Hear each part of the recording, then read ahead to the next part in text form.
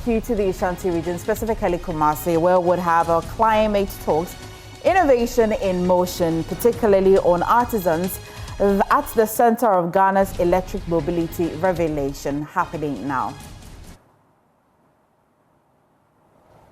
To all of you, live on the JoyNews channel on the multi-TV D box, and I'm sure that some of you might be wondering where we are and indeed what is happening. Now, for your information, we are live from the Wesley Methodist Church here in Kumasi at Old Tafo, where we get to bring to you the very last in the series of our Climate Talk series. Now, this is a program or an event put together by the German Embassy and also JoyNews. My name is David Akwete, and I'm here this morning as your moderator. Now, this engagement is going to be in two folds, where I would have the privilege and, of course, the opportunity to engage with my panel who are already seated, and then later I would also allow our audience who are here in this auditorium to also make some inputs by making contributions or asking questions. At this point in time, let me tell you what it is that we intend to talk about, because in a bold step towards, a cleaner future, the German Embassy, in partnership with JoyNews, presents the Climate Talk series here in Kumasi at the Swami magazine. Convening the brilliant hands-on artisans of Swami magazine plus experts for a conversation on Ghana's electric mobility revolution. Together, we'll explore how local craftsmanship and global innovation can drive a shift from diesel fumes to silent, sustainable transport, empowering small-scale manufacturers while tackling climate change head-on. It's under the theme, Innovation in Motion, Artisans at the Center of Ghana's Electric Mobility Revolution. It's a conversation about climate change and what we should be doing about it. And at this point in time, I'd like to introduce to you my panel, who will be responding to some of the questions that I have for them. To my far left, let me start from the middle. I have Engineer Charles Opong-Techi. He is with the Swami Technical Institute. Please, a round of applause for him. And thank you very much, Engineer Charles Opong-Techi, for joining us this morning. I hope that your seat is comfortable. Yes. Very comfortable. Very comfortable. Thanks once again for joining us. Also with us is Patrick Asante-Otri. Now, Patrick is with SMIDO, and I'll be telling you in full what SMIDO stands for in a bit. Patrick, good morning to you, and thanks very much for joining us as well. Also joining me on stage as one of my panel is the MCE for Asokore Mampong in the person of Ben Abdallah. Ben, good morning, and thanks very much for joining us as well.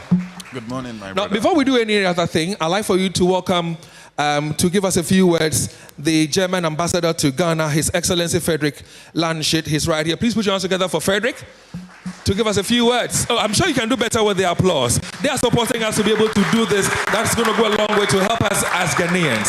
Frederick, good morning, and thanks very much for joining us.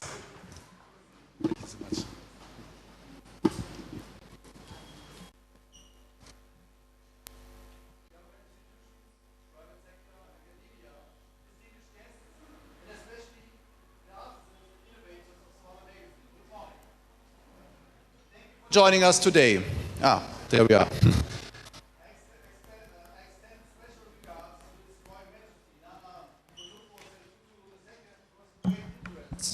For the development of Swami magazine. Shall I start again or? Okay, I just go on.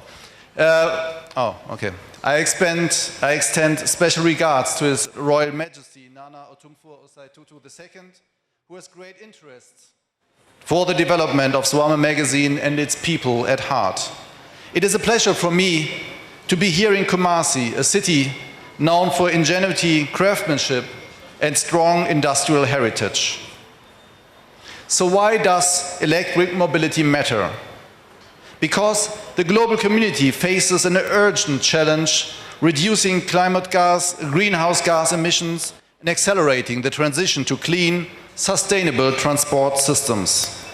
In Ghana, the transport sector is one of the fastest growing sources of emissions, driven by rapid urbanization, aging vehicles, and reliance on fossil fuels. And on top of this, studies show that Ghana could reduce road transport emissions by up to 72% and prevent nearly 3,000 premature deaths each year through cleaner mobility systems. That is why electric mobility is not just an environmental solution, it is an economic and health imperative. Germany is committed to supporting global partners in climate action and sustainable industrial development. The shift to electric mobility is at the heart of our own transition to a climate-neutral economy. We see Ghana as a key partner in West Africa for advancing green transport, innovation, and renewable energy integration. Ladies and gentlemen, Swame magazine can be at the heart of this transition. Swame magazine is a powerful symbol of innovation, resilience, and technical expertise. The transition will not be driven by large companies alone. It will depend on skilled artisans, mechanics, fabricators, and small businesses. As new technologies emerge, artisans stand to become essential players in EV assembly, battery maintenance, charging infrastructure, and recycling systems. Your creativity and problem-solving skills are central to Ghana's e-mobility future. And for Ghana, there are many opportunities within the economic transformation. Electric mobility can stimulate new value change from battery diagnostics to charging stations installation and e-waste recycling. According to recent analysis, Ghana could generate up to 84,000 green new jobs through investments in EV infrastructure.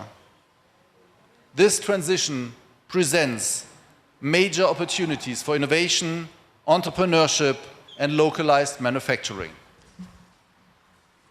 And Germany is cooperating by strengthening vocational and technical training for artisans and technicians, by supporting small and medium enterprises active in green innovation and circular economy models, and by facilitating knowledge exchange and partnerships within German automotive and engineering institutions.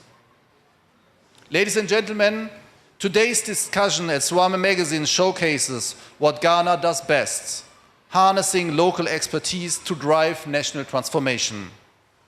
The future of mobility in Ghana will not be imported.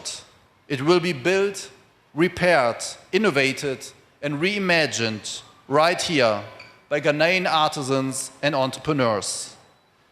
Big thanks go to JoyNews for our good cooperation, and Germany is proud to stand with Ghana on this journey towards a cleaner, healthier, and more innovative transport future. Thank you very much. Well, thank you very much as well. And that is the German ambassador to Ghana, His Excellency Frederick Lansche. Can I say Dankeschön? That is correct. Yes. All right. One more time, a round of applause for him for me. Thank you so much.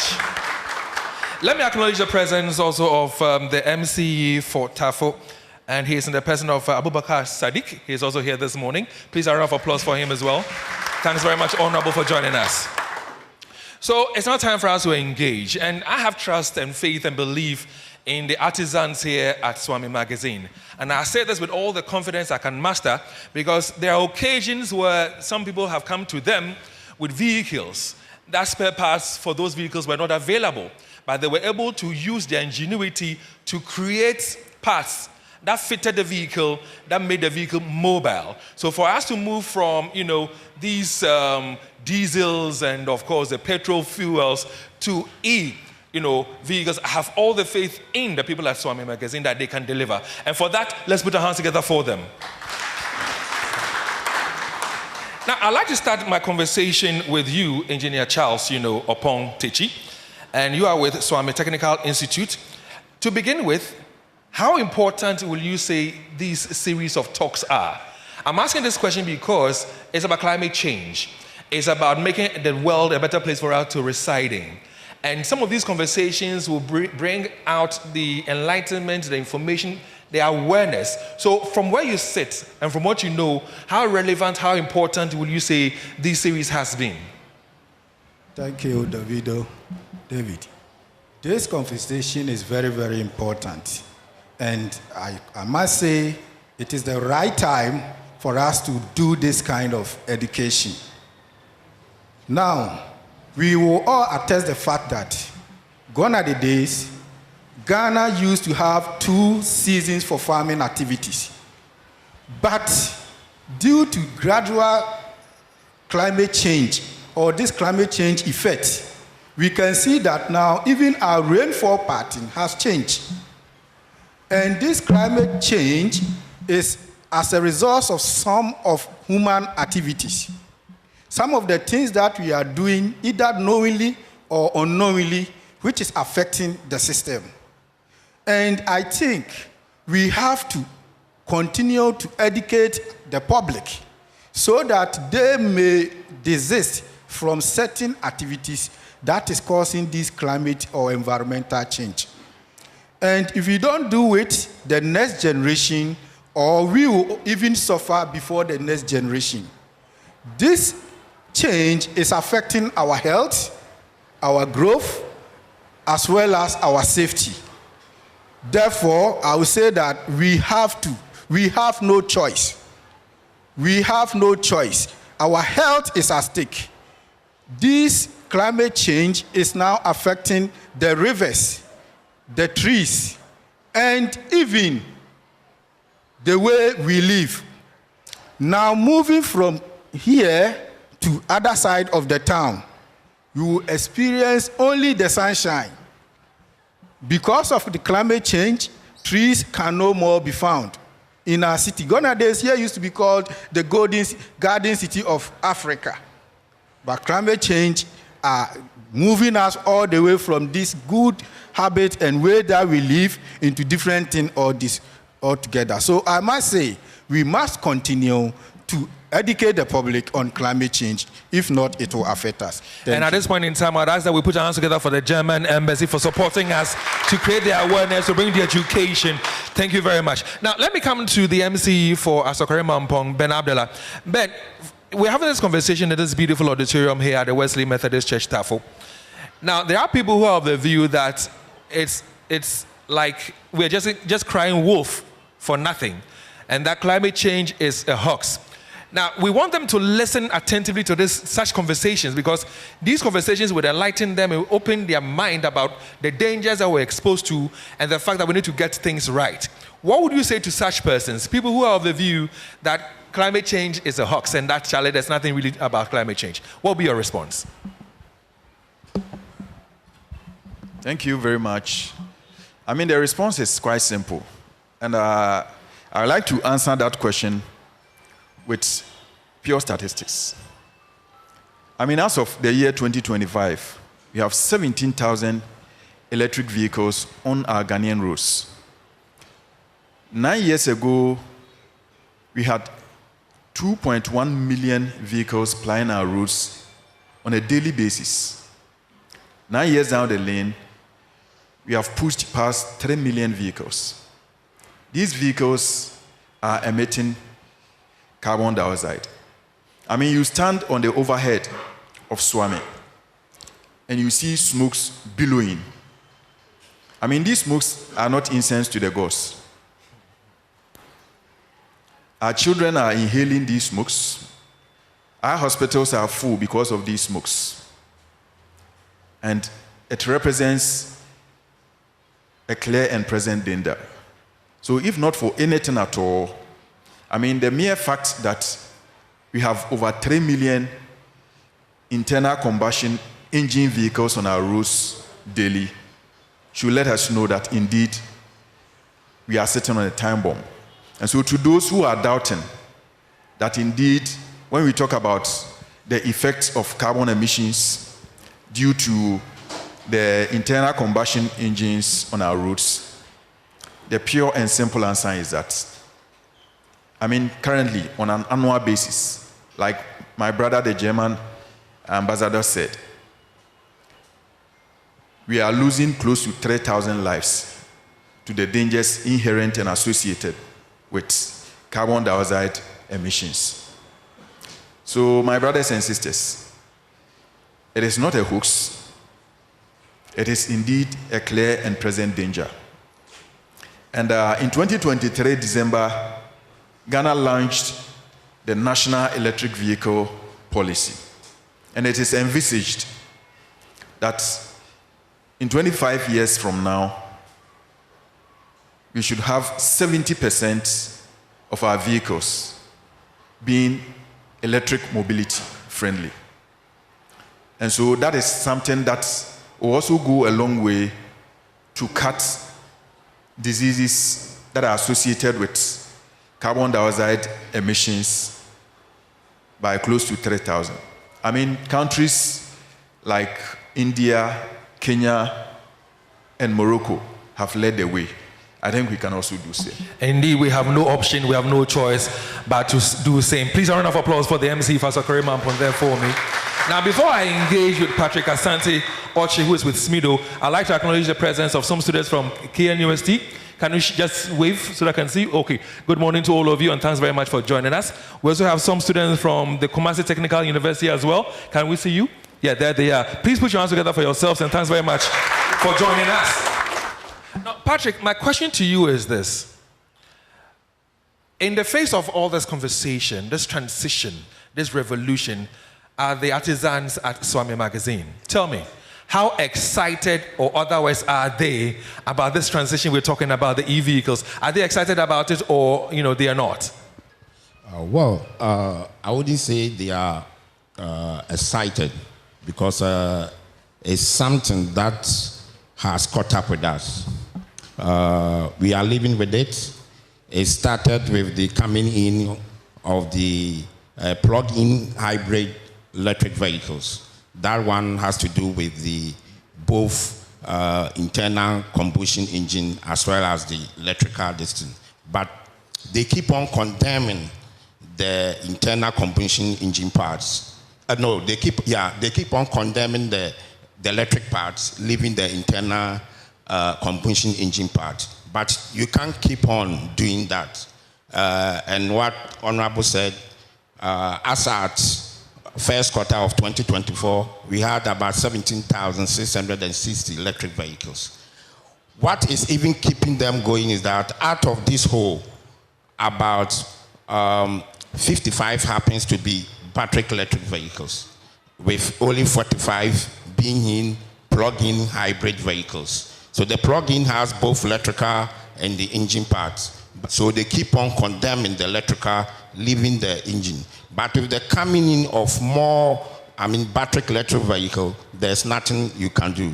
So this is something that has really caught up with us, and some are retaliating, but others are also conforming. And fortunately for us, few of us who had the privilege to travel this year to Germany during the IAA mobility, which is ERR, which is held at Munich, they were able to have first-hand information of where the world is driving at. All the cars they saw is purely electric. And Benz have to demonstrate their last internal combustion engine vehicle that they are going to make. And they show us that from 2026, they are not going to produce that engine again. So when we return, a lot of them ordered for auto-diagnostic machine, because that's the trend we are going. We are really being caught up, and we need a whole rescaling to upgrade what we have now. Other than that, we find ourselves wanting, and we will lose a lot of jobs. Indeed, we'll find ourselves wanting and may lose a lot of jobs. I say may because if you listen to the ambassador to Germany, the Ghana ambassador to Germany, he mentioned that with this introduction of e-vehicles, we can create about 84,000 jobs and all that. But let me come back to you, Engineer Opong.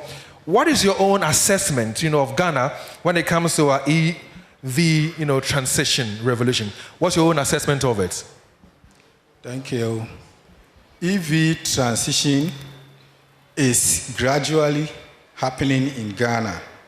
And I can see that some of the Ghanaians are ready to embrace it. When we look at, I'm not here to advertise, but Solar Taxi in Kumasi here started this EV about 6 years ago. We have other companies which are doing well in the EV, but just that they have certain anxieties. And I know with time that these anxieties will be solved. Or as it is being used, it's always solved when you get hold of it. EVs have now come to stay. So I will say that all the artisans or mechanics working on vehicles must adapt into it. It is very simple, and they can easily work on it. It's also cost effective in terms of fuel usage, and you can also it also reduce the carbon thumbprint, which is causing this climate change because it does not have the exhaust tailpipe. And it is the exhaust that is causing these health issues. The MCE said that when you go to a hospital, you will see that it is full of people. People are there because of certain kind of diseases, cancer, sore throats, and the rest. These are as a result of inhaling the carbon monoxide coming from the exhaust pipe. But EV has come to solve these problems and also reduce the climate change effect. And now there has been some kind of charging stations. Organizations are embracing the EVs, buying some of these EVs into the system. So in effect, with my assessment, the little that are in the system are doing better. So people are now trying to embrace it into the system. So artisans must not feel not comfortable working on them, because it is easy to work on them, because we also do electric engines. And once you know how to do electric machines, we can apply it into the system and we can still work on these machines. You use a certain word twice. Easy to use, easy to use, easy to use. Yes. Now, what is easy to you may not necessarily be easy to somebody else, because when it comes to learning and comprehension, we have different levels of comprehension. I know you would agree with me on that. So based on the fact that you keep saying that it's easy to use, in terms of skills transition, how prepared are the Swami Magazine artisans for this technical shift from the internal combustion engines to EV technology, and what specific skill gaps are you seeing among these, trainees? Thank you.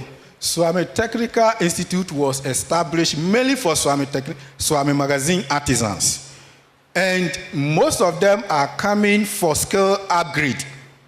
And in the curriculum, sponsored by GIZ, and being collaborated or being written or developed by CTVET, we have aspect of EV in the curriculum. And it also have a provision that every 4 years, the sector skill body will do skill gap analysis, and redevelop it to suit the current technology. And as we speak, we have EV, introduction of EV in the curriculum. So any artisans, any student that passed through the TVET institution nowadays is being trained, given certain kind of training on EVs. And sometimes they see it as a big mountain. But as soon as we introduce them to the course, then they become marvelous. So is that what we were thinking it was difficult? It is just applying of technology. Once they know how to work on starter motor, once they know how to work on alternator, the principle of the EV electric motor is similar to that. It just needs still a small still upgradement to work on the EV. Just that certain aspect like inverters and inverter is added to it, and a battery pack. And in Ghana, most of the people are even now repairing or trying to work on the battery pack. So once you evolve yourself and you build yourself with I can do spirit, it is easy for you to do it. You mentioned that your institute was created for these artisans at Swami Magazine. You also mentioned that they are making use of the institution.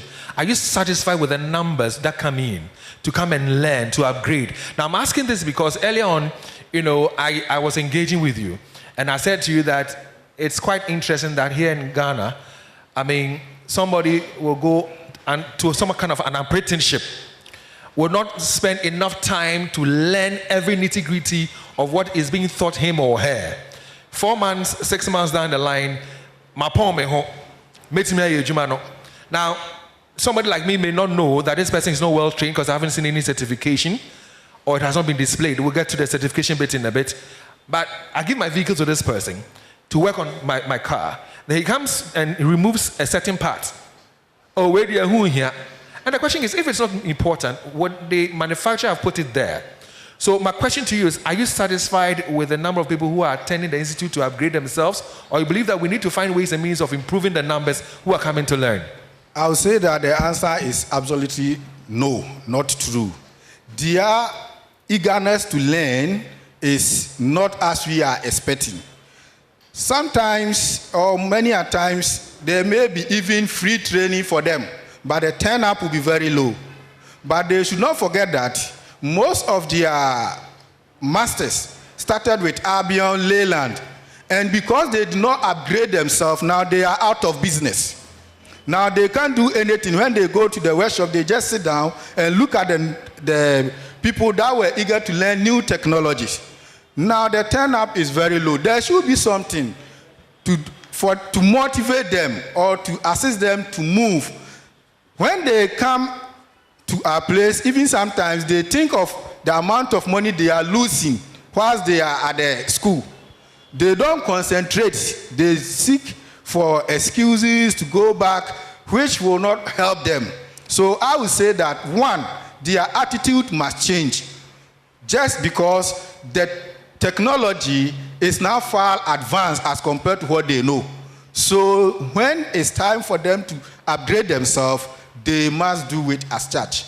Now, in your comments, what I pick from it is that the numbers that attend the institute is not encouraging. Not encouraging. What are you doing about it? Just to whip up more interest, to get them to become more interested, so they'll come and upgrade themselves. What are you doing? Now, GIZ has sponsored a lot of programs, and they are also doing it. You have CBT, competency-based training, of which the masters are supposed to come for the training free of charge. When they have coordinators that goes around, I can see some of the coordinators here, and there are a lot of challenges. So what I'm trying to say is that they should be ready.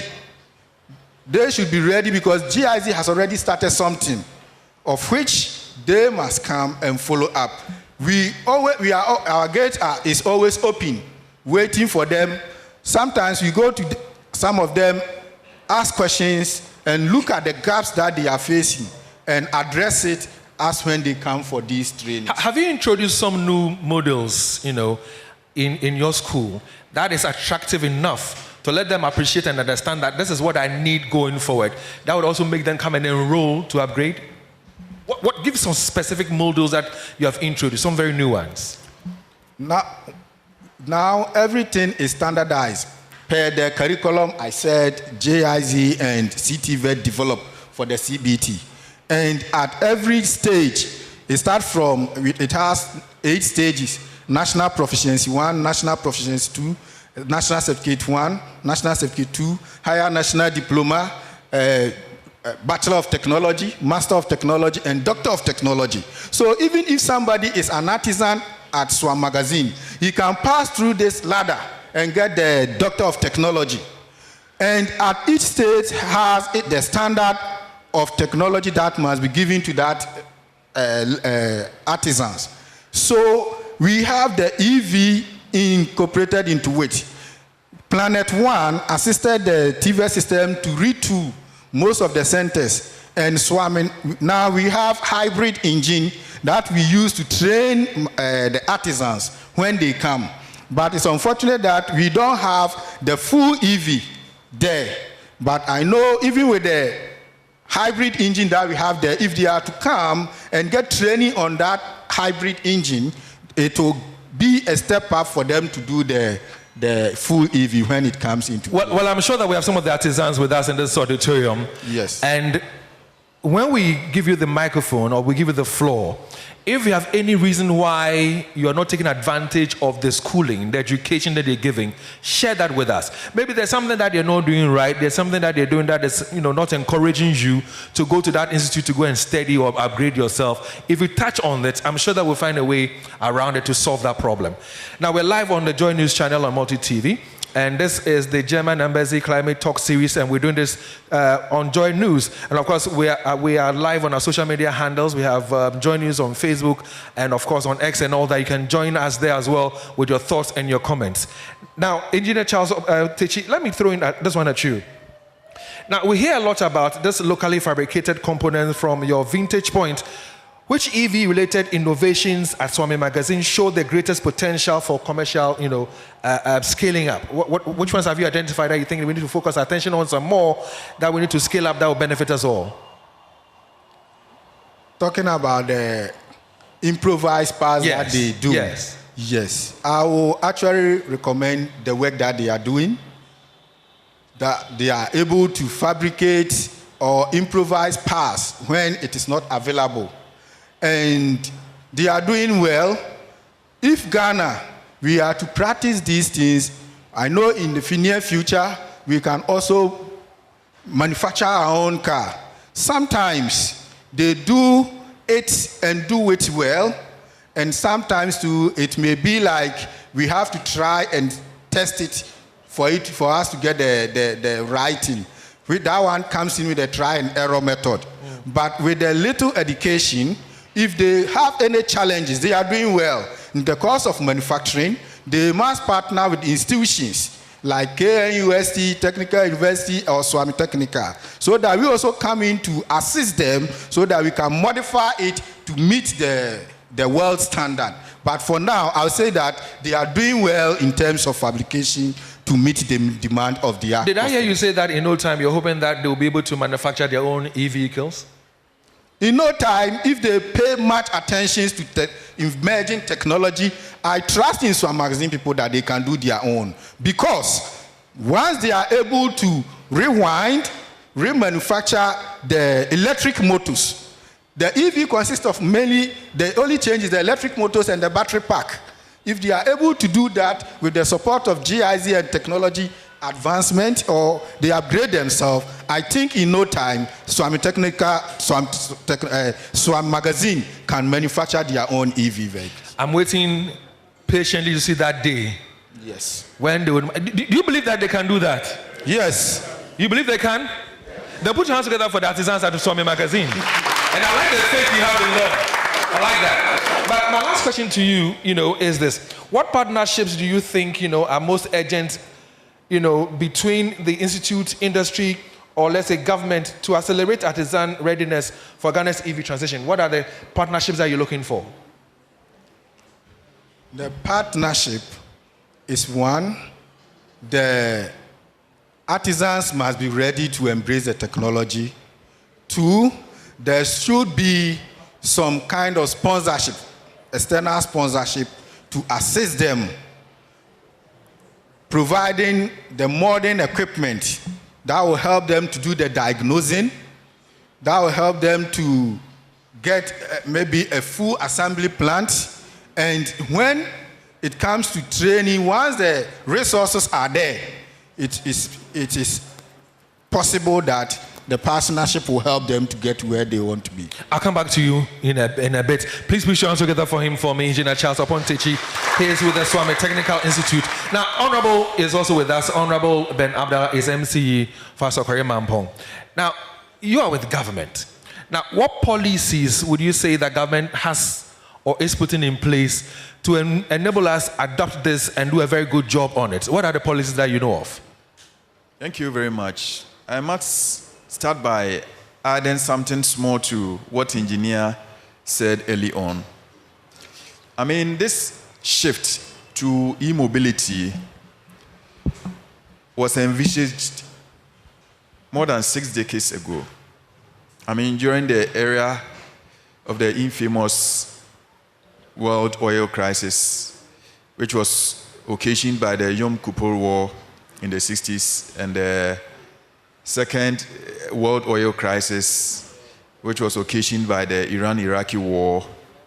I mean, the world started realizing the need to have a gradual shift from vehicles that relied on carbon emissions, and there was that deliberate attempt and plan to move gradually away from internal combustion engines.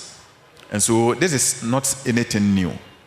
And I mean, Swami Magazine is arguably, a powerhouse in automotive repairs. I mean, this is a testament to the Ghanaian resilience. Several years ago, when the Germans introduced to us the Mercedes, the Volkswagens, and the Indians introduced to us the Tatas and the rest, anytime our vehicles developed mechanical faults, they were not brought in to service them. It was the ingenuity and the resilience of the Ghanaian that ensured that these vehicles were repaired. And so I'll just urge my people. Arguably, Swame Magazine is the largest automotive repair and spare parts dealership in the whole of West Africa. I mean, we can do this. And so we will just urge you. Gradually, the world is moving towards e-mobility. It is something we cannot run away from. Like I said earlier on, by 2045, Ghana plans to have 70% of our vehicles on our roads to be electric vehicles. I mean, we are gradually shifting away from the carbon emissions. Research has shown that, I mean, the emissions that result out of the internal combustion engines represent 3 to 4 times more than those that come out of the e-vehicles. And so, since there is that avenue to be trained, courtesy the sponsorship from the GIC, the German corporation, I mean, we should take advantage of it. We know Ghanaians are good at this, and they will be able to do that. Now, that notwithstanding, early on, I also made mention of the National Electric Vehicle Policy that was launched by government about 2 years ago. And the current president, His Excellency John Dramani Mahama, has also, on several occasions, spoken extensively about the need to have a gradual shift towards e-mobility. And so, as a government, the Ministry of Energy and Green Transition, I mean, the name itself should also give all of us an idea as to the direction and the focus of government. Gradually, we are making inroads, and government is also leveraging on a lot more diaspora funding in this regard. And so, the government of His Excellency John Dramani Mahama is doing a lot in this regard to ensure that a lot more waivers. Currently, we have 40% duty waivers on e-vehicles. That is accounting for a lot of the e-mobility vehicles on our roads now. Government is doing that in that regard to be able to cut down on the carbon emissions. And so, as a government and as a representative of the government, I can say that, first of all, the name, the Ministry of Energy and Green Transition, is telling us a lot about the focus of this government.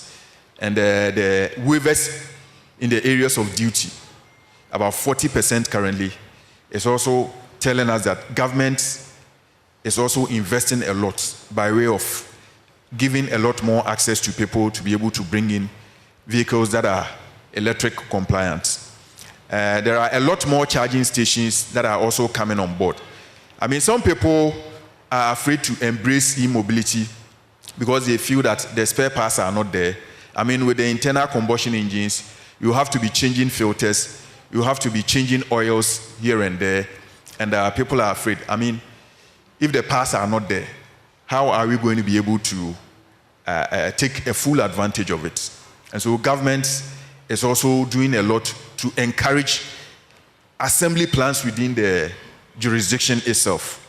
And I think the German government has done a lot in this regard by ensuring that some of the assembly plants that are currently operating within the enclaves of Tema and the rest are also heavy on the assembly of e-mobility vehicles. So generally, what I would say is that the policy direction of this government speaks volumes to the kind of focus that government and the plans that government has with regards to the country gradually making a giant step towards e-mobility. And I'll be coming to the audience shortly for them to give their inputs to our conversation, but staying a while longer with you, Honorable MC Fasokore Mampombed Abdallah.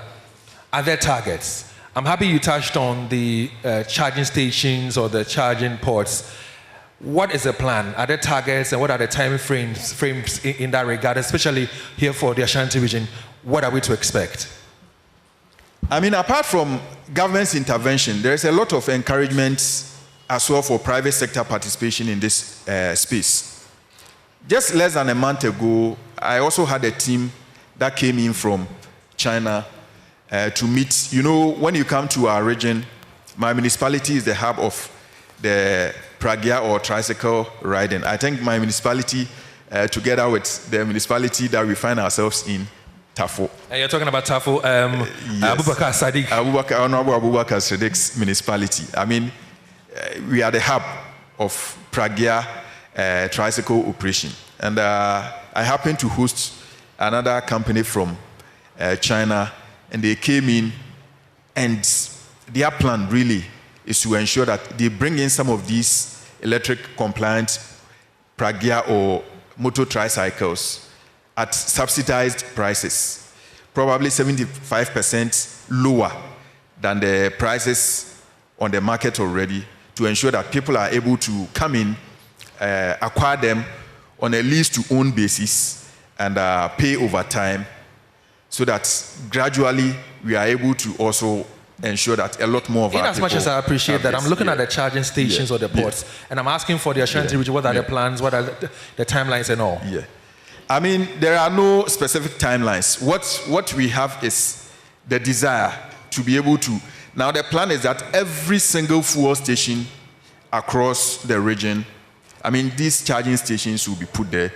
Then there will be charging stations for the manufacturers themselves.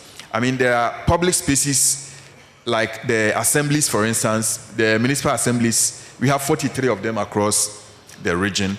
There will be charging stations there. Like I said, fuel stations will also have their charging stations. Then other drop-off points or bus stops that are dotted across the region will also have charging stations. So, you know, I mean, if you have a lot more of them, and the plan will be, you move in there, you don't necessarily charge. It will be a swapping station. Okay.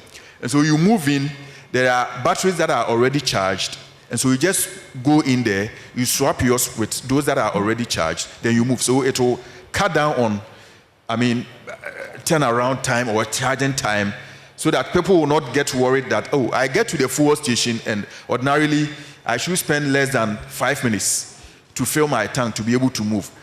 Why would I have to wait for 40 minutes, 1 hour to be able to get a full charge on my battery before I move? So these charging stations are going to double as a swapping stations, more or less, where you move in and you pick batteries that are already charged, you fix them in, and you move. The next morning you come in.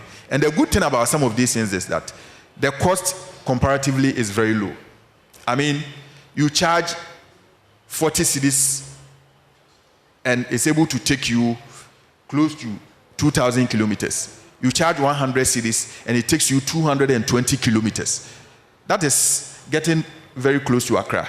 And so comparatively in terms of cost as well, it is way lower than the conventional internal combustion engines. And so these are some of the interventions. Government is partnering private sector to be able to get in a lot more of these electric mobility vehicles, and also create avenues for charging so that it will not inconvenience people and it will make it a lot more easier. Again, the duty waivers, like I said early on, are also to ensure that the cost components are relatively down so that a lot more people will be in a position to acquire them and drive. For those of you who have questions, to your left and to your right, we have, our friends there. They have microphones, and they're more than ready to give you the microphone so you ask your question or you make some input. All you need to do is to raise your hands, and they will come to you. So if you have any question or any contribution, just raise your hand, and they would attend to you. I'd like to say a big thank you to the German Embassy for this wonderful Climate Talk series. It's been very informative and very educative, and we say thank you very much. To our viewers on the JoyNews channel on the Multi TV, we appreciate your time with us, and keep watching. We are available on social media. You can drop your questions or your comments there. We shall reach out to them as well and then read them out. But, Honorable, you have said to us this morning that the target is by 2045, 70% of the vehicles in this country should be e-vehicles. That is good. Now, you heard from, engineer a while ago saying that the artisans are not prepared to go and learn this new skill. What direct things will you do or government can do that will generate the interest? And by that time of 2045, what is going to be the gains in terms of the environmental, drive, in terms of the gains that we'll be getting from using e-vehicles? Yeah, thank you. Like I said earlier on, a lot more education and sensitization should be directed in this regard. If within the period of 9 years, we have, and Ghana is currently leading. I think my brother alluded to that. We have 17,000. I think we are only second, only Morocco on the continent.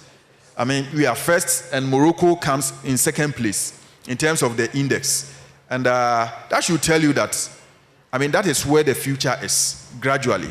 And you will need a lot more encouragement and sensitization and education to let you know that, if you don't do that, engineer said it.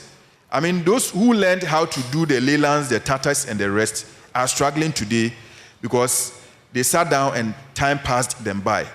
And so the admonition generally will be that our brothers have the skill, they have the intellect, and they have the typical Ghanaian resilience to be able to do this and excel at doing it. And so as a government, a lot more centers of excellence will be established to train a lot more of our people. They move in, and if possible, the fees will be subsidized so that those who don't have the chance and the resources, the financial resources to be able to have themselves educated, will move in and benefit from government subsidies to ensure that they are able to do this. Ordinarily, you come to Swami Magazine and you only do an amambre. It doesn't cost that much, and you get trained. And so, if you are asking someone to come in to pay something to be trained, the person is likely to. But also have at the back of your mind that Engineer Charles, teaching mentioned that even when you make it free, they don't even, take the opportunity. Now let's go to the audiences. Please raise your hand if you have any contribution or question. You'll be handed a microphone and you can talk. Now I can see two people with the microphone in hand. Let me take you first. Now you can speak English or Twi and tell us whom you want to address a question for you. Thank you very much.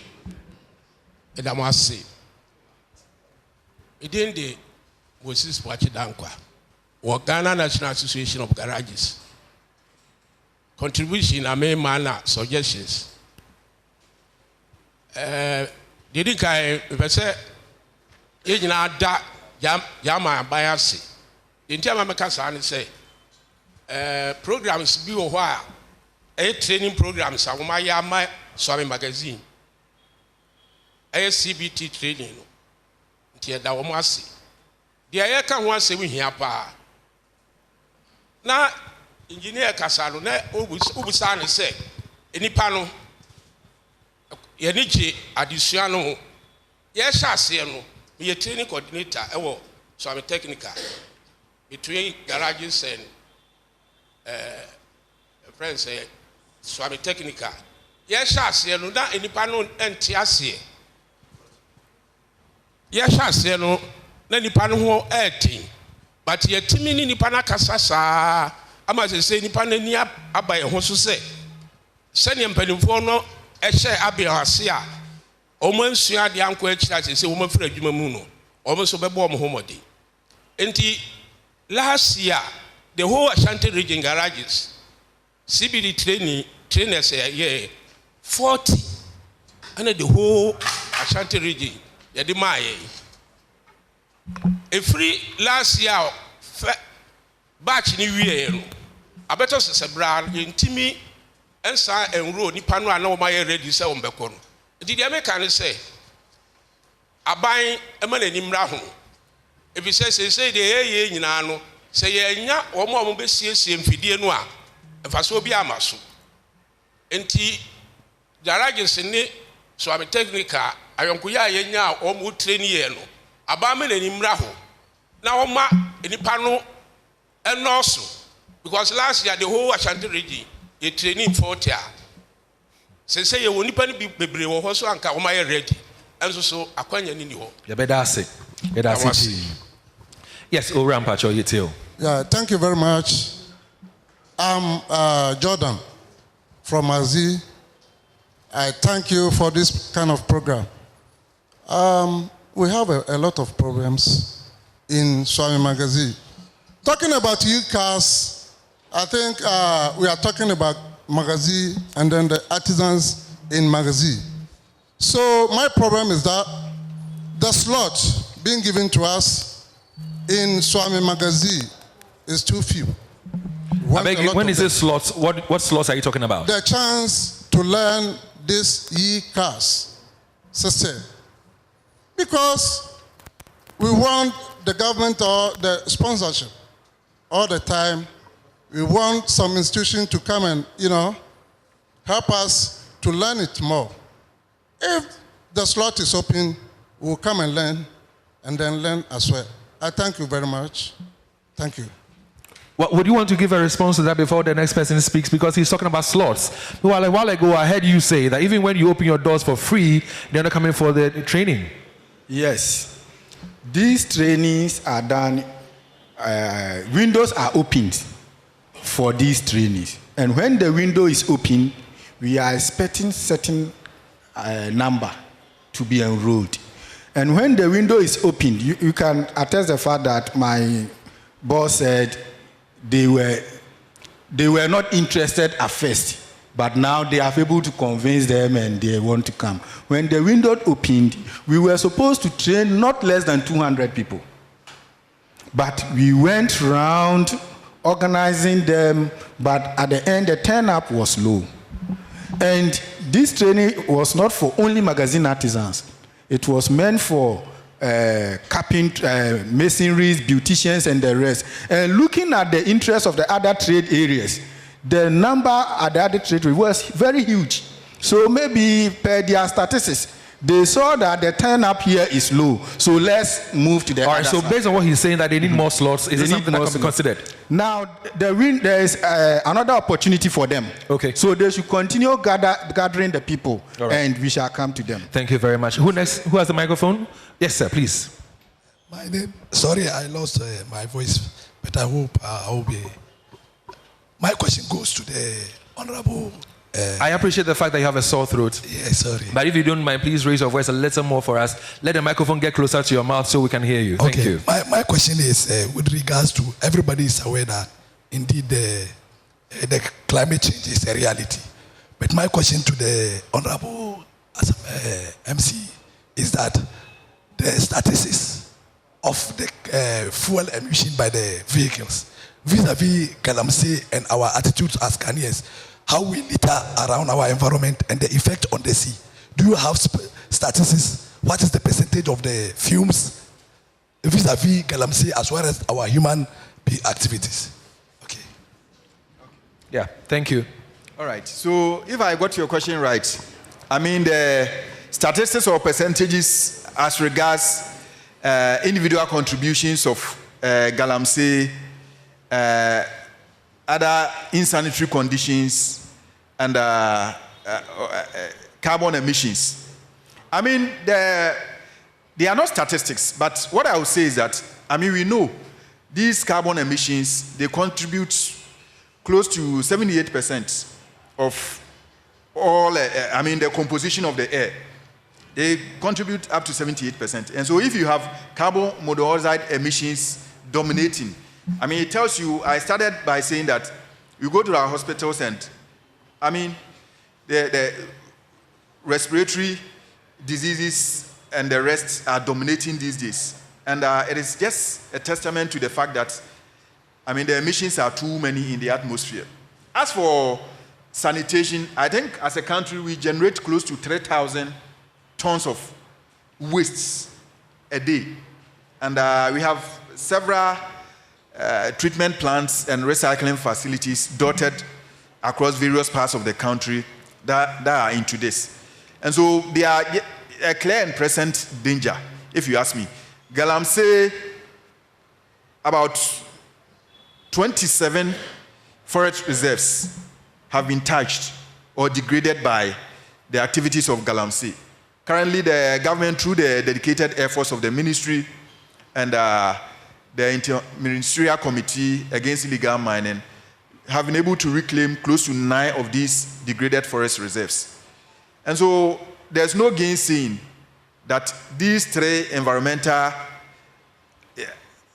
effects are really devastating and, having a very negative toll on our country, and they need to be nipped in the bud.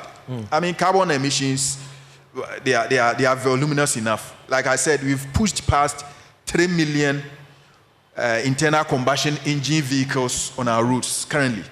They were close to 800,000 less 9 years ago.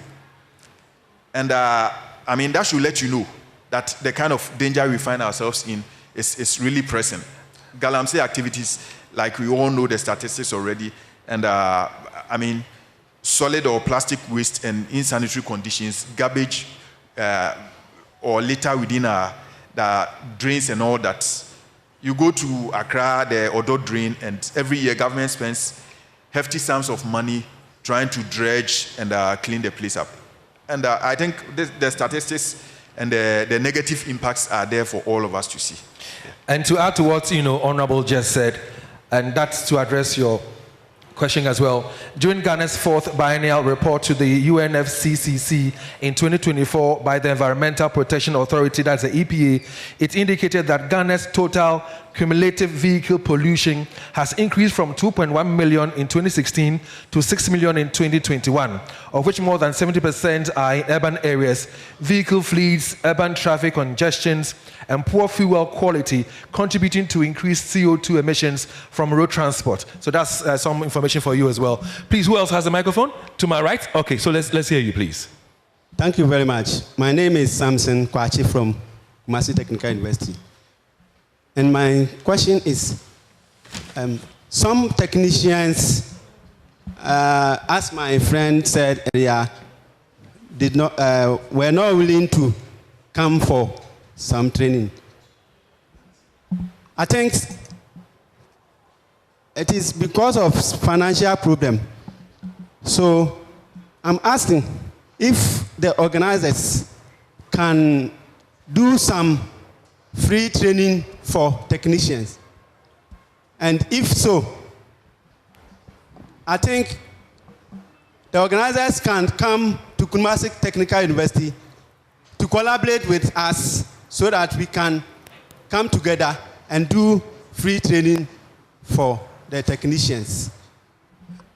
This electric vehicle system, I think most of them don't know how to repair it. And I know Brazilian people knows how to repair every vehicle, but this new e-vehicles, I think some of them did not know how to repair it. So if you can do free training for them, I think it will be better. Thank you. So Patrick Asante-Oche with SMIDO wants to respond to this. So Patrick, please, let's hear you. Yeah, I think we've been collaborating with Kumasi Technical University. Last year, we trained 40 people under automotive engineering technology. And this year, we just finished about 2 months ago. We also trained them under automotive technology, engineering technology. And they were given some sort of allowance for those who comes in for the training. I think 40 cedis on each day. Yeah, but the problem here is sometimes we also organize our own training in some magazine under the sponsorship of the German government. What is missing here is what are we doing to entice them to come? Because the person is coming there for that day and you need to work and get something to also feed home. So what we've tried to negotiate with the GIZ is that they always have to provide us with food. So when they come and they know that maybe you start training from 7 and close somewhere at 10 or 11, at the end you are going to have a food which will cater for your breakfast, then afterwards you can go back to work. So we have to be very strategic. We can't use the whole day to train you.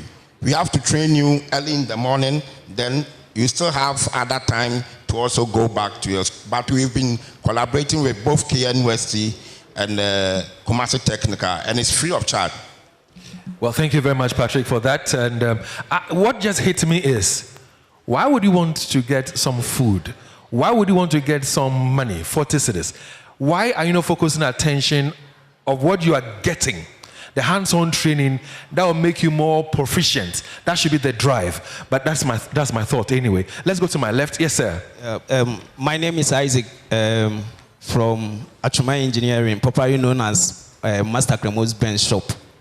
David, I would like to contribute to the program and thank the organizers very much for giving us this opportunity. First of all, what I wanted to say is what my brother just said. To be an apprentice in Mazi is a very difficult task, in the sense that when you are being sent to secondary school, your parents will take care of all your fees. But when you are being brought to Mazi, it's up to you and your God to survive. So when such organizing programs like this is going on, and an apprenticeship from Mazi is supposed to attend it, the money that he will even use as TNT to the program will be a difficult thing. But when he's at the workshop, maybe a master will send him, a master will work with him and at least give him something, because by the end of the day, he's going to take a car and go home. So financial problem is the most problem which is causing the apprentice not to come and learn. But it's not that it's our willing that we have this opportunity and we will neglect it. And I will take this opportunity to congratulate Mr. Patrick Asante. He's doing very well in the industry, in the sense that this man will move from his workshop, come to shop one by one, draw your attention that we are going to have this program this date. I am one of the apprentices that you took us to Germany. And I can say this is the lowest amount that I have ever paid, or I have ever heard that somebody has been taken to abroad and paid this amount. He's doing well. And I think I will take this opportunity to preach to the organizers that they should come down to our level, in the sense that money in the magazine system or for the apprentice is very difficult, and it's not easy to be attending programs such like this. Thank you very much. Well, thank you very much. I think that the German embassy deserves one more round of applause. Oh, please do it better. A round of applause for the German embassy. Thanks so much for the support. And also a round of applause for Patrick. Who else has a microphone? Yes, sir, please. Your name and then your contribution. My name is Ataboro Insogideon from Kumasi Technical University. Engineer made a mention of how affordable the electric vehicles will be. And my question is, what incentives or support will be given to... We can hardly hear you, so speak louder. My question is, what incentives or support will be given to make electric vehicles more affordable to transport operators? So he should let me understand that. Okay, I said it's affordable in terms of maintenance. When you compare the IC engines, internal combustion engines, maintenance to EV vehicles, it is affordable, less expensive. That is what I said. But the purchasing price may be different from the purchasing price of the internal combustion engines. But with time, it pays itself in terms of maintenance and how reliable it is. Are you okay? And to add to that, I think the cost, like engineer rightly mentioned, on average, it costs around 13.5% higher than the normal internal combustion engine vehicles. But like he said, over time, you are able to make a lot more savings that will defray the cost. Government also has a deliberate policy. Like I said early on, I mean, there are duty waivers of up to 40% that ensures that the cost component will come down a little. And I mean, the few that I've come across and the companies that have brought a few in, because they wanted to gain currency and acceptance, they have reduced their cost to around 75% of the average cost of the normal internal combustion vehicle engines. All right, who else has a question or a contribution? Yes, sir. Thank you very much. There's a tree proverb that says that as you advise the mouse, you also advise the Yes.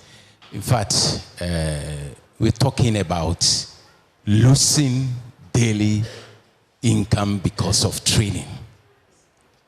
I beg you, fellow artisans here, spend time in training. When you are trained, you have the confidence to do the work.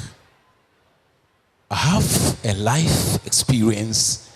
I provide services to certain professions, and when this software system were coming on, I was reluctant.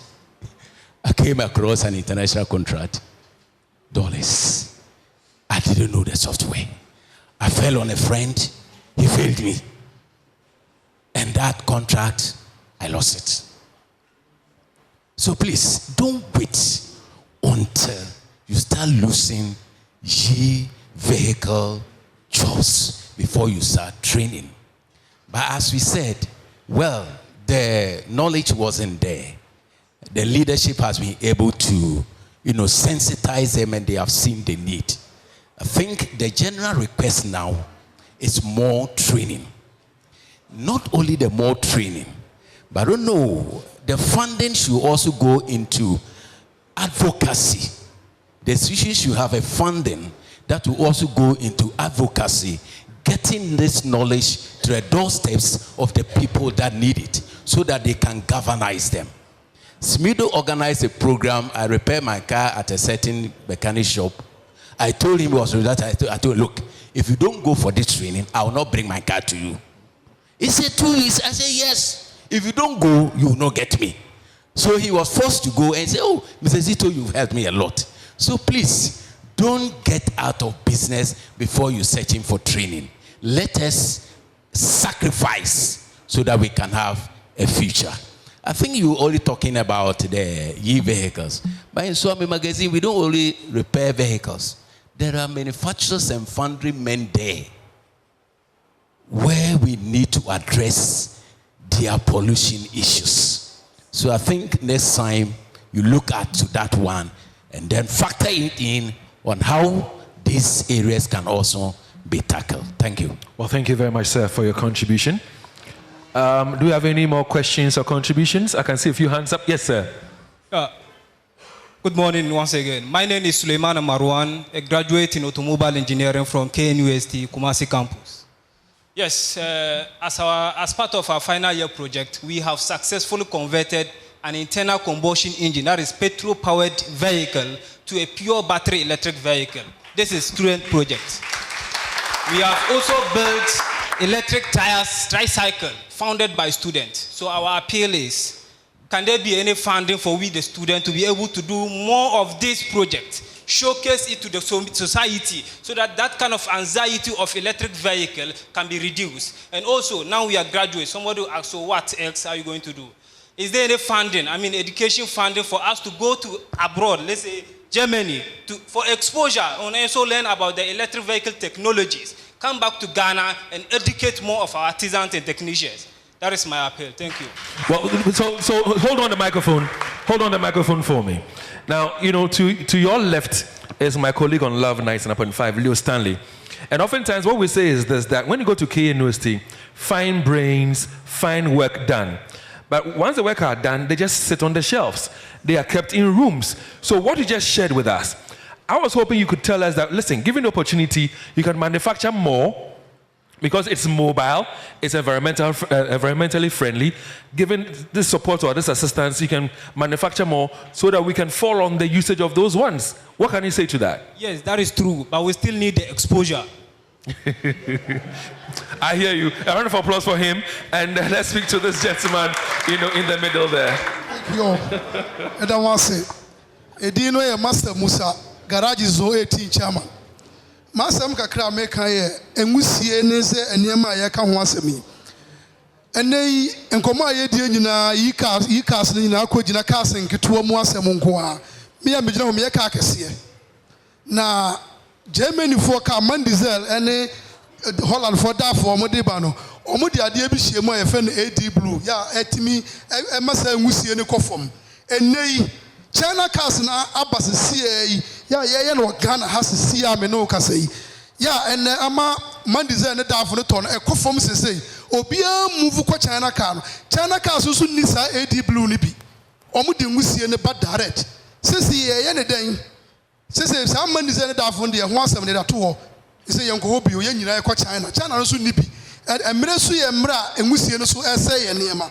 Sisi ye be ye ne den. Go German cars ye omo ke bedum re bi no ye kwa ye hu bi o. Me se me nua kan se pragia kro omo ye bi aba ye electronics fine. De wa nyina nya electronics ngusie ni di akire sa papa. Cars na ye ka no wan hwe mpa ne ye ntimi anto cars no dodo. Ne mom na pragia aba fa na eno so nibi. So, Honorable, I would like for you to address that question. So, Honorable first. Let the Honorable in the talk, Ben Abdullah, tackle this first because these are things that we're importing. Yeah. And the ADF is not there. So, the smoke, according to him, is direct into the environment. What can we do? So, it's more or less a catch-22 situation. I mean, we ask ourselves, are we going to continue to patronize these vehicles that are cheaper and compromise our health in the near future, or we are going to, prioritize our health, our respiratory health over the cost implications. Like I said, government is doing a lot in this regard already. There are duty waivers up to about 40% to ensure that some of these vehicles, the cost implications are down to enable affordability over the period of time. So what I'm going to tell all of us is that, you go abroad and they prioritize their health, they prioritize the future over whatever cost implications that there are in some of these things. If the Chinese ones that are coming in are cheaper, but they don't have some of these modern technology that lower carbon emissions, and because of that, we want to move in there. What questions are we asking ourselves? Are we telling ourselves that in the next 10, 15, 20 years, we want to patronize cheaper products at the expense of our general well-being and health? But forgive me, Honorable. So, for me, in as much as what you're saying to him is good, I ask myself, what can we also do as government to ensure that the importation of these vehicles are curtailed? Because if it's going to come into our system and pollute our environment, why should we allow the importation of those vehicles? That's true. That one, I think there's a deliberate governmental policy, and it's been there for a while. There's a governmental policy on the kind of even electrical appliances and gadgets that are allowed into our shores. And so, government has that policy to cut down on importation of some of these things. But as you think about some of these things, you also think about the trade agreements that Ghana has with, the world itself. You don't just move in and say, I'm cutting down emissions. There should be that alternative, that option. And that option is in the waivers in duty to ensure that we get a lot more of these, so that comparatively people will begin to think that, if these ones are coming in and government is giving us waivers in this regard to ensure affordability, why don't we over time try to patronize it and gradually phase this out? As much as a good... Yes, if demand comes down, definitely, the importation levels will also But again, I believe that we tackle it heads on. Yeah. Let's tackle it heads on. Okay. That these ones do not have the ADF he mentions. It pushing stress on our environment. Let's stop the importation. Because the whole world is talking about the climate change. And this is going to create a problem for us. We curb it. Yeah. So, Patrick, please. Yeah, I think, Smido, will you come in? I think also the problem has to do with the dealership. Beginning of this year, a company, a renowned company, I don't want to mention the name, they made contact to me, and they're trying to find some findings why every election year they are able to sell as many as 5,000 pickups. But just recently, they sold below 500. So you see, 2020, they sold about 5,000. 2024, they sold a little below 500. So we did some findings. So we went through some of these artisans. And they mentioned in terms of technology in the new engine that they've brought up. The same thing applied to the Dove and the MAN. Who are those having the franchise to sell these in Ghana? Toyota is doing very well. That's why we see Toyota is dominating. They keep on training. When they bring a new car, they ensure the artisans are trained. So these artisans are just prepared with the new technology, with the engines. So I think in as much as that government can perhaps persuade some of these things, these dealerships, companies who deal with this car also have to come down if they really want to survive, to also foster some trainings to these artisans so that they will learn the new technology they've come up with. Very well. We have 10 minutes to wrap up, so I'm sure we can pick 3 more questions or contributions so we can have adequate time or ample time to respond to them. So 3 questions. Good morning. My name is Emmanuel Awumi, also a graduate from KNUST, automobile engineering. So speaking about the transition into e-mobility and then targeting over 70% of vehicles on our road being electric by 2025, how are we addressing the charging solutions of this vehicle? We already know the country is faced with electric power shortage. We are already suffering to provide energy for our production sector and also power our homes. So are we going to sit down and wait till this transition is made before we come back in trying to solve this issue? And then as students, we've also developed interest in solar energy. We know Ghana received a higher intensity of solar energy compared to other countries in Africa and even the world as a whole. What are we doing about this? So we have free energy, that's solar energy. So what if we can actually channel this energy into EV charging stations? What's the government doing about it? What sectors or what development do they have in research into solar energy and the application of EV chargers? I think you have answered your question. I mean, there is free energy, and you asked the question, and at the tail end, you answered it. Government is doing a lot in this regard, from around 3% coverage in solar energy around 2016 to a little over 12% coverage now, moving up. Government is doing so much in this regard, and the proposal is that all these charging stations will be solar powered so that they will be taken off the national grid to help reduce the pressure on the already scarce and inadequate national grid supply. And so basically I would say you have answered the question. And a lot more will depend on the solar. And for those of you here, I just want to say this very quickly. On Thursday to Sunday at the Kumasi City Mall, Love FM is organizing this year's edition of the Habitat Fair. Now come by and see the solar systems that have been put in place by Translight and the other solar, companies around. And if you go to Total Energies and some of the fuel stations, they are all going solar. So when they have the charging ports available, it tells you that they are going to use solar and not necessarily electricity. So be there at the fair and you'll be glad you did. Yes, sir. Okay, I'm Mohamed Awal, a tutor at St. Louis Senior High School.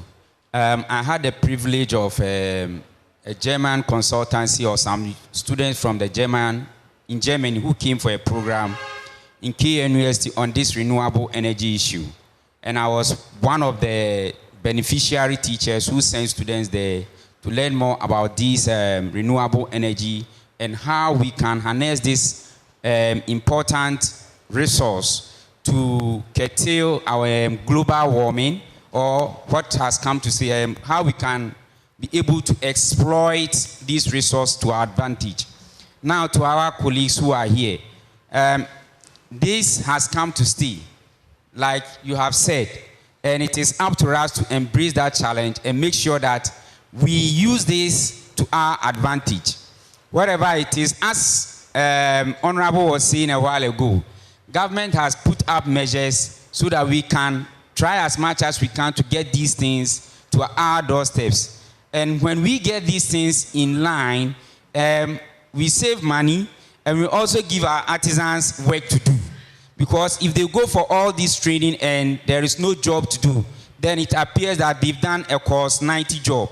So I'll entreat each and every one of us here that we must try as much as we can go in line with the new EV that has come to stay, so that at least we save money and the artisans also make money in line with the clean energy policy that we are all trying to embrace. Thank you very much.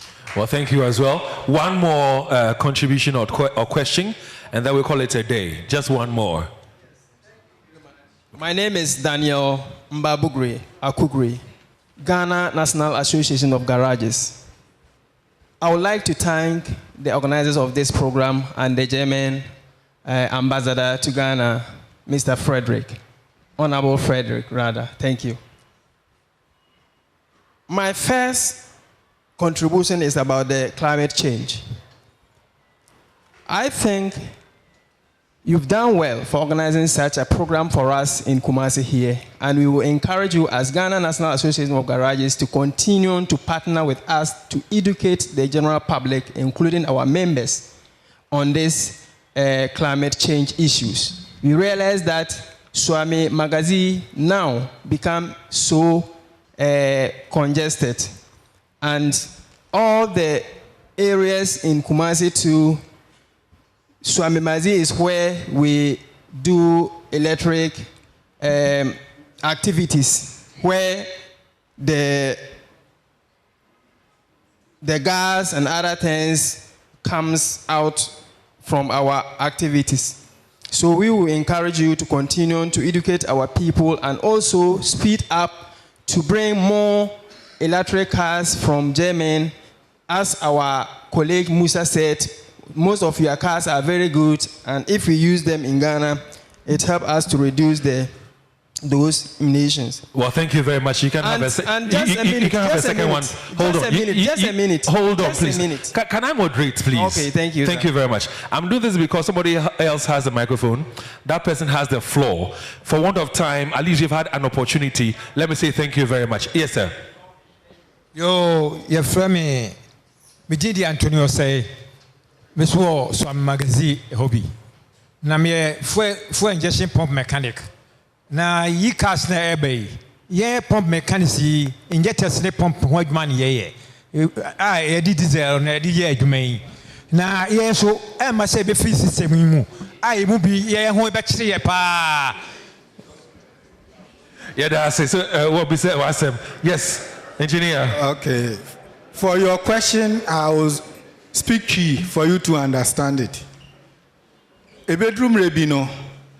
Nyame anim ni se wan keka wo ho a wo be free sister anim se de wo ka no enu nti na mpanimfo se mere dane a no wa edai wa dane wo hu bi eye ade a me kan eya but eye se me ma wo hu na watimi atu hu anamo enti now you have to identify the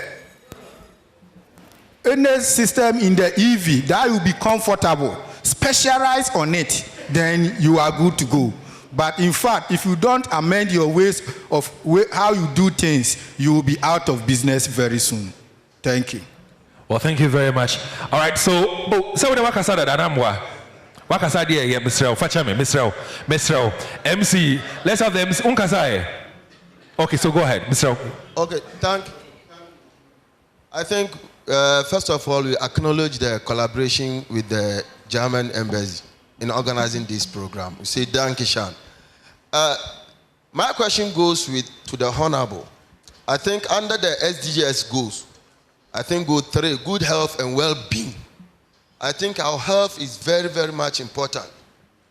And even in our schools, as I'm a tutor at Usmania Senior High School, we have emerged a teaching methodology called hybrid, that we are bridging the gap instead of old methodology.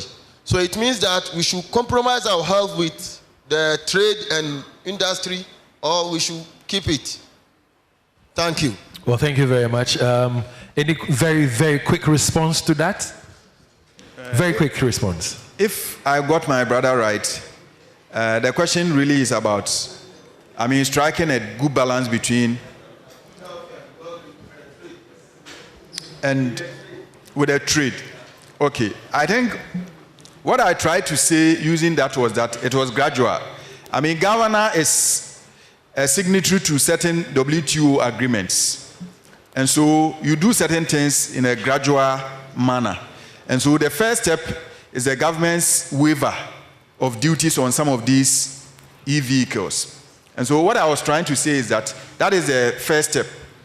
And so going forward, if the cost component is able to come down to an appreciable level, that will make it highly competitive. It will even not be, appetizing, or, you won't find any delight in going in for internal combustion engines that are going to be a lot more expensive and that are going to be detrimental to our health. And so what I was trying to say was that, you don't just place a ban on it when the prices comparatively of the e-vehicles are also higher. What it means is that you create a shortage of mobile vehicles within the system. That was the point where I was coming from. It isn't, admonition that we should impose some of these things at the detriment of our health at all. Yeah. All right, so let me give the last space to the MC for TAFO, Abubakar Sadiq. I would like to use this opportunity to extend our heartfelt gratitude or appreciation to the organizers of this program, most especially JoyNews in collaboration with the German counterpart. The good people of Otafo municipality are very happy for such awareness. And going forward, like Oliver Trace, we always ask for more, and we urge you to target the industry players when it comes to the issue of the emission. Because research shows that 80% of our patients acquire the respiratory disease through emission. So I'll be very happy when we enhance the capacity of these stakeholders so that we avert or lessen these issues which is not going on with us. Thank you very much. And thank you very much for welcoming us and being a very wonderful host. We're in your municipality. We've been very comfortable here. Now, Honorable, when are you going to start using your e-vehicle? When will you buy your e-vehicle? Fortunately, I have one already. Oh, good for you. Yes, I envy you. I do. I have one already. So, your final words as we wrap up. Well, my final words will be that I ask all of us to make this seminar, this workshop count in the numbers. My brother, when he was speaking, said this year the facility could train just up to 40 of us. We want to be sure that next year by this time, the figures will be way bigger than this. And so going forward, we want to add to the statistics and see an astronomical or a geometric progression in the numbers. We should be talking about in the next 5 years, in the next 10 years, up until 2045, where we expect that 70% of our vehicles will be e-mobility compliant. We expect that the numbers will be huge, and we are going to reference 25th November 2025 as the day when we came in here, and only 40 out of the whole number of people, artisans within Swami Magazine had engaged in the training. We should be looking at 95 to 99% of artisans who would have been trained by then. Thank you very much to the German embassy. And he's the honorable. He's MCU for Asakwari Mampong. Unfortunately, I have guidelines to guide me. Thank you very much. All right, so let me also give the opportunity to Engineer Charles Opong Techi. He's with the Swami Technical Institute. Engineer, please. Thank you very much. What I will say is that Swami artisans should not be afraid. The name EV, it is easy to work on. Don't be afraid. Just embrace the technology. Let's try to control the climate, the environment, by not producing pollution like pouring oil in our gutter. Let's try to tidy up our place. There are some kind of substance we leave around that is causing damage to the environment. Oil, grease, and coal. Let's know how to manage them. Our doors are always open at Swami Technical Institute. Whenever you come, we will give you the necessary training that you need for skill upgradement. Thank you. Well, thank you as well. And that's Engineer Charles Opontechi. He's with the Swami Technical Institute. Now, let me come to you, and that's Patrick Asante Oche with Smido. Now, before you give us your final words, I just want to know from you, I'm going to give you 2 minutes. What are some of the challenges or the bottlenecks you guys face as artisans?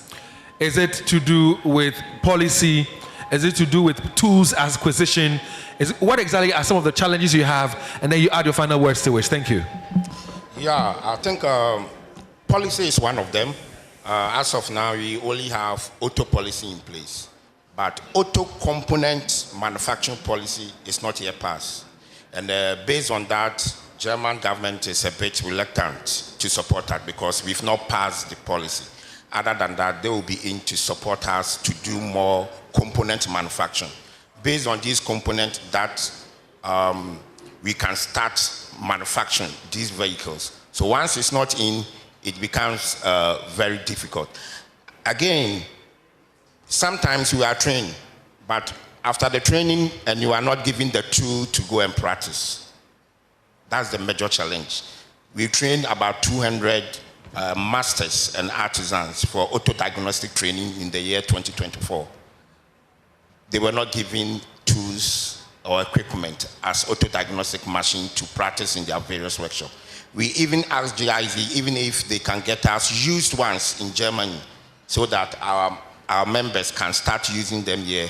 That will even mark a first step to realizing these goals. So this has become some kind of challenge that we are facing here.